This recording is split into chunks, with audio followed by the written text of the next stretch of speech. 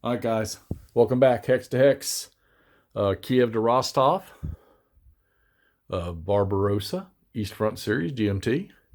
See what's going on here. Really no change in the south then. They're going towards the Crimea. I thought about moving this railhead out and decided that I needed to get this one here. I need to get him over to one of these two towns to extend these lines farther. And then eventually I need to push him down to Kiev, because these units can now get going. These guys have attacked here, but they're going to be out of supply probably on the next turn. They got to cross the river there, and they had a supply truck over there on MSU when they attacked. But I think those Russian units that are moving in, they're going to be too big.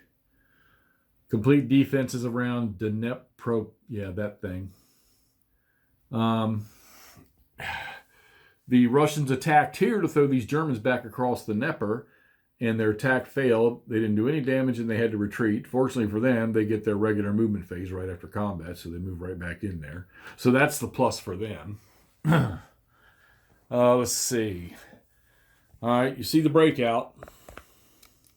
It has started. Get this tripod up a little higher here. All right, the breakout has started in this area, and you can see the panzer divisions that I brought up from the south down there. They're across, but the Russians are starting to flood. Now, granted, these units are a lot smaller than these divisions, but they're starting to flood in here, and they can slow things down quite a bit. And I'm getting the picture as to why this game goes from turn 29 to 85 to get all the way to Rostov. So, because it looks like the Germans are going to need it. So they're across. The Soviets struck back here. They caused a strength that they attacked here. They caused a point of damage here. And they're just kind of building a staggered line through here. So I saw something. I was watching an old video that Kiev did of Army Group. I think it was Center. And it's funny because he made a comment that was going through my head about this game. And I said something pretty much along the lines the other night, is that somebody asked me about what I like about this game. And one of the things I said was okay, so it's a monster game, but it's not crammed with units, and they're sort of staggered all over the place. You know, you play these games where units are side by side, zones of controls are blocking everything. Well, not in this game. Kev related to it as showing the chaos and what he pictured that these campaigns were really like, and I'm on the same page with him. There were pockets that these German divisions, armored panzer divisions, slipped through, and they're here. I mean, they're in this game here. It's just the thing that's, it's not zone of control that's killing them. They got to get across the Dnieper, and they need to get across in force. And my issue right now is I can see where these breakdown units, so I haven't used yet. There's some on the board, but they came in as reinforcements. But those breakdown units right there, they're going to have to get used here, I think, before long, so that I can pull larger forces into the fight. So the big success right now is here. But you'll notice I don't have anything back here to bring in there to help them out. So you've got, underneath that emergency marker, you've got a panzer division. You've got two panzer divisions up there pushing. You've got the 14th and the 9th. And I think this is the 3rd. Oh, no, the 3rd came from the north. So the 3rd's up there somewhere. Got some SS units there. And you got a couple of good mountain units and some good infantry divisions. You got a bunch of them with losses that need to be replaced.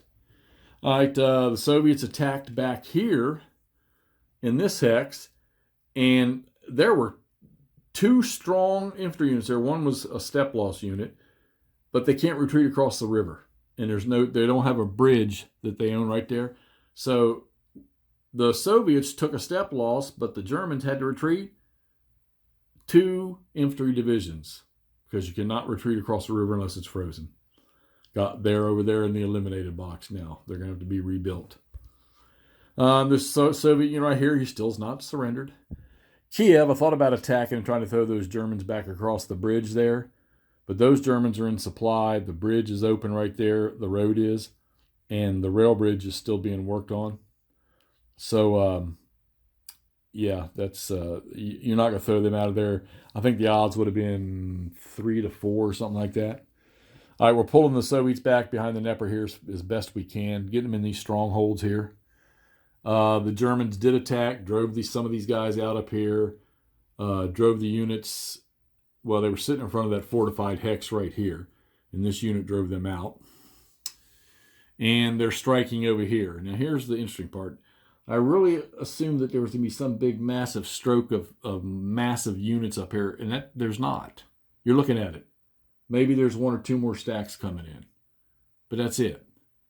So I guess it's good that there's no attrition in this game for being out of supply. You just lose movement points because these German units are going to have to break through and move and be out of supply. The only thing you got to watch for is don't get them encircled, and then the Russians make a lucky attack with a decent die roll that causes them to retreat, and they can't go nowhere.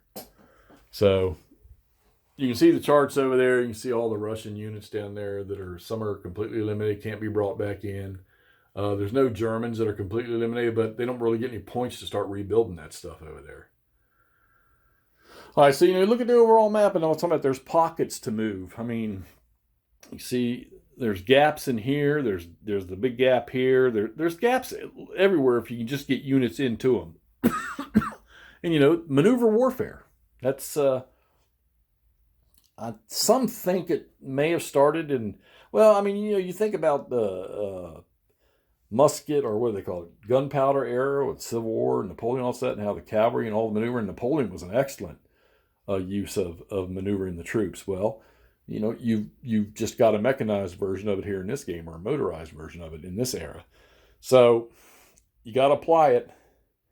I do know this, that if I want to cut that circle off up there with the Germans, I got to get some more forces up there, because I'm telling you, I don't think those 2 panzer divisions are going to do it. I really don't.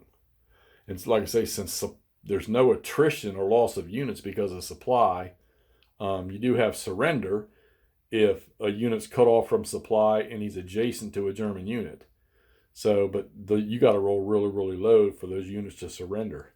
I thought it might have been a little bit higher, seeing as how a lot of Russian troops surrendered, some probably when they didn't have to. All right, so that's the end of turn 36. I say we're going to be starting 37 here shortly. Let's get this posted so y'all can give me your all's thoughts and maybe make some suggestions to me. All right, let's get this up. We'll talk to y'all later.